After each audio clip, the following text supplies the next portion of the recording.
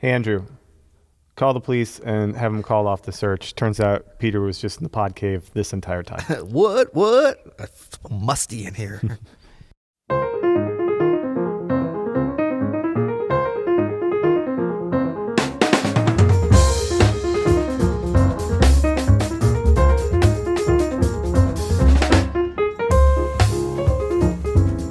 I'm Adam Maness. And I'm Peter Martin. And you're listening to the You'll Hear It podcast. Daily jazz advice coming at you. Pete, you're back. We're back. My name's Peter, by the way. Yeah, Adam. Nice hey, good to meet you. You know what's weird, man, is, for our You'll Hear It listeners and watchers, you were only gone for 2 days. Right, I know. But because we front-loaded all of these episodes. Shh, don't tell them about that. You were gone for you were gone for quite a while. You were gone for like 3 weeks. 3 weeks, exactly 3 weeks. But I think that this is the most we've ever recorded in front loading, right? Yeah, we've never done it like that. Yeah, April, we were like crazy recording You'll Hear It episodes. Yeah. If they seem rushed, and they do. Well, that one, I was like, hurry up, I got somewhere to go. I got a plane to catch. We were doing like 6, 7 a day for a while. Yeah, it was crazy. Well, it was fun because on this trip, I was kind of moving all around and it was really great. I was just telling you about some of the You'll Hear It fans that I got to meet out in the wild. Yeah. Out in the bush, as we say. And they were asking about, they were like, wait, how did you do today's episode and you're this morning and you're in Amsterdam for a gig tonight? I was like, hey, we're pretty serious, man, every day, back and forth. But no, in fact, that's not how we did it. They didn't notice that you were wearing the same shirt every day for 2 weeks? I know, that's funny. Yeah, there's little context clues that you can see. Yeah. Well, I thought today maybe we could just catch up. We haven't talked about jazz. Yeah. Yeah, you available later to hang and catch up? Oh, you mean now? Right now. No, this will be our hang and our catch up. Yeah. Because you're about to go again for a few days. Yeah, just for a couple of days. Yeah. But yeah. I'll make it here for all these. So how you been, man? Good? I've been good. How about you? I'm all right. Man, I was just watching your chromatic enclosure episode from a couple days ago. That was nice. Back over at the piano. Yeah. And people like the enclosures. I know. Yeah, I need to review that. I always forget. I'm using them all the time, but my concept on it is a little funny. Our friend of the show, Tony, commented, just playing middle C is an enclosure, and I have no idea what the hell that means. I know. Yeah. It's the beginning of something to enclose. Maybe that's what he meant. So. Yeah. So what's been happening here while I've been gone? Man, I've heard some exciting things. Last week we recorded. Well, we had recorded in January the beginning of this new course from Open Studio. Boom! Big shout out, our lead sponsor.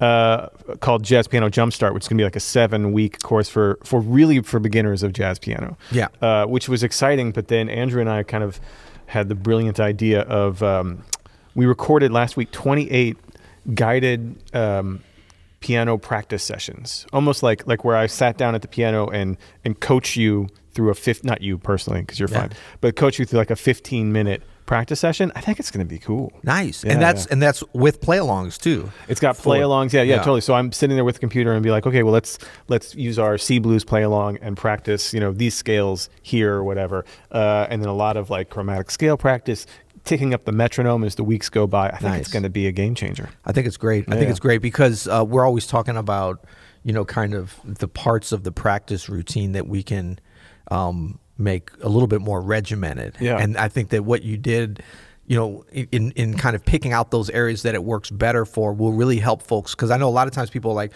practicing, they're like, well, I want to be creative. I want to work on my improv. I want to do this. And it becomes this big mystery of like, when do you get very focused and say, we're going to do like this with the metronome on this scale? And when do you be more creative? And I think what we can give people is some of those more regimented areas, take care of some of the hard work there. Yeah, it's true. Yeah. We get asked a lot about practice routines, not just on the You'll Hear It podcast, but on our Open Studio courses too, about what should I practice or whatever. I think these like guided practice sessions, it was almost like a cross between like a guided meditation and a like aerobics video from the radio, because I'm like, don't forget to breathe. Right. Did you put on your Jane Fonda leotard? I did. I was wearing spandex the whole time.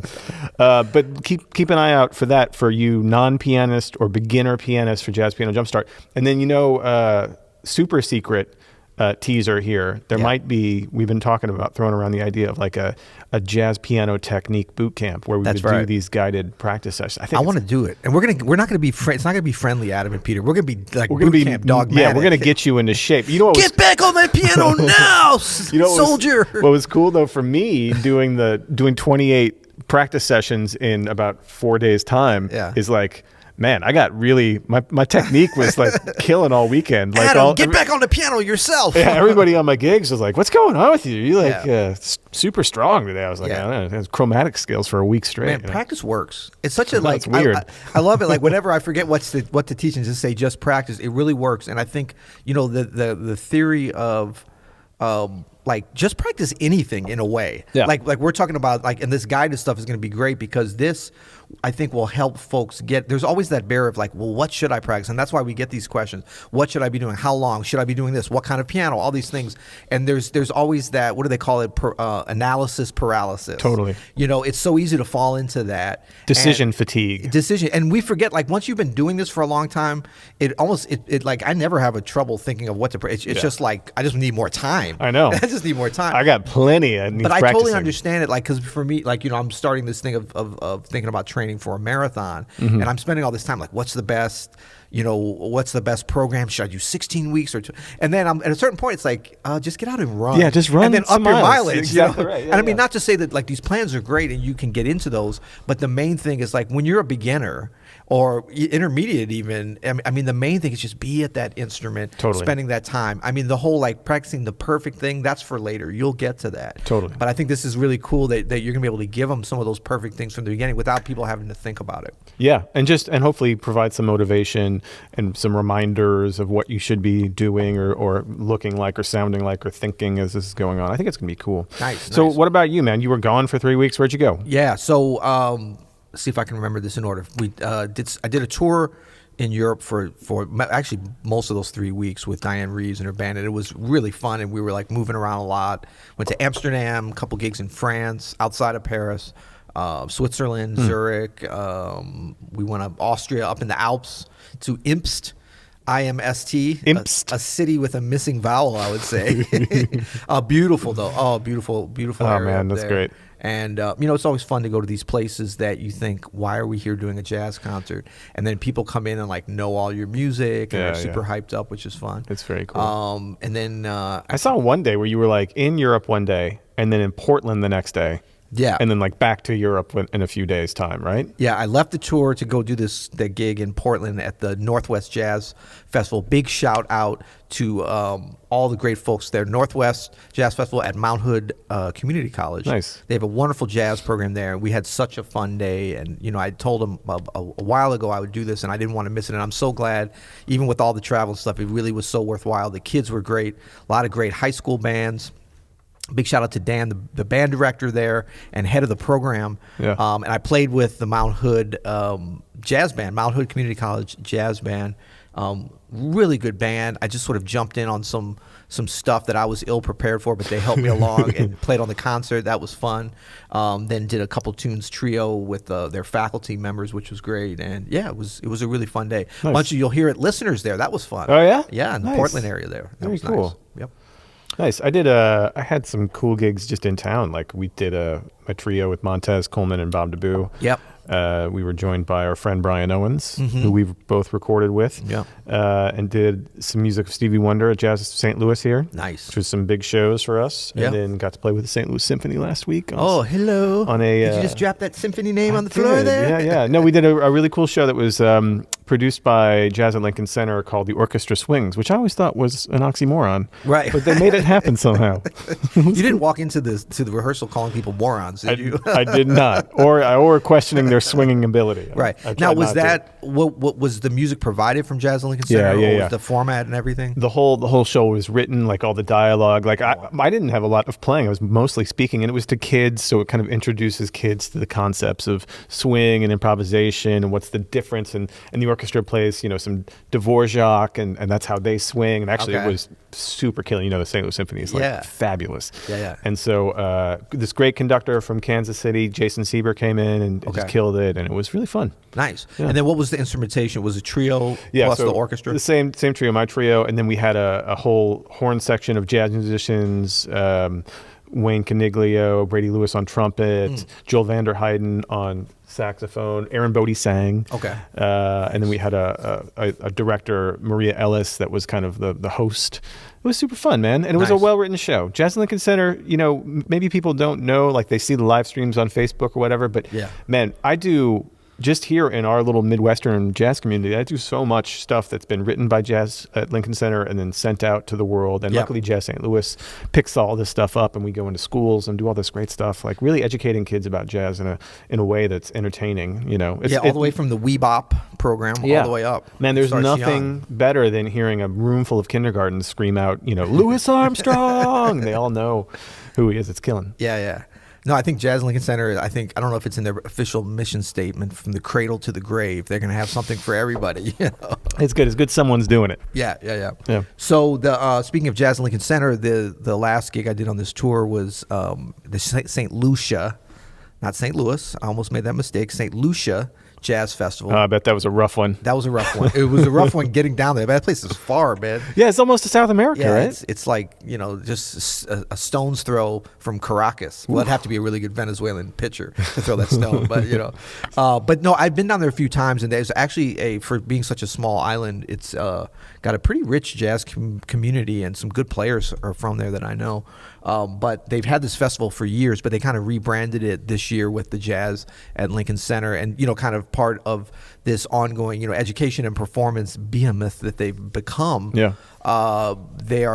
We're associated with sort of some of the programming, so it's changed a little bit from previous years where it was more of a smooth jazz festival, and going back to its roots years ago when it was really a straight ahead and kind of island jazz and a lot of cool kind of different things. Good for them. Yeah. So, but I mean, it was big. I mean, they had a bunch. I actually ended up playing with two groups. I played with Christian McBride and Inside Straight, and with Diane Reeves and Lettucey. She sang some stuff with us with Christian's group.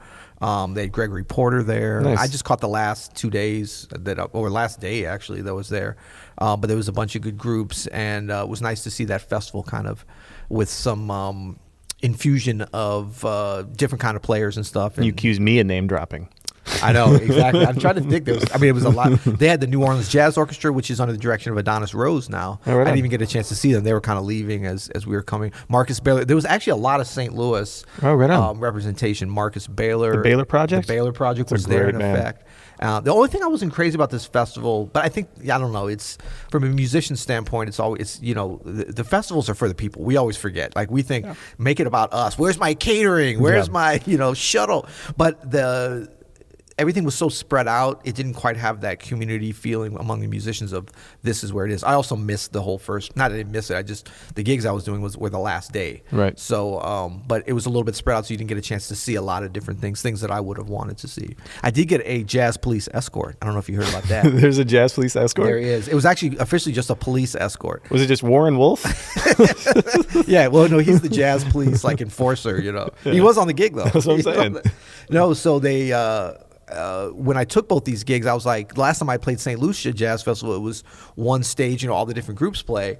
And Christian McBride had asked me about doing the gig, you know, a long time ago. And then Diane Reeves, people asked me, and I was like, cool. I was like, well, and then they were even originally going to do something together. So I was like, easy, I'll be there.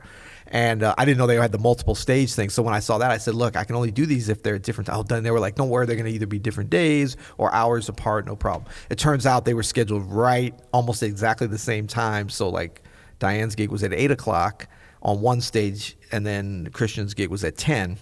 But as do things sometimes happen at festivals and in the islands, things got pushed back a little. We didn't start till like 9 o'clock with Diane, and then it was like a 15-minute drive to the other. So they're like, don't worry, we're gonna have a car ready for you. As soon as you're finished, it's gonna take you over there. But it's Saturday night. Yeah. You know, these little islands, the traffic is bad because it's like just one road that goes on the outside. Exactly. And so I got out there, and they had like the St. Lucia Federal Police.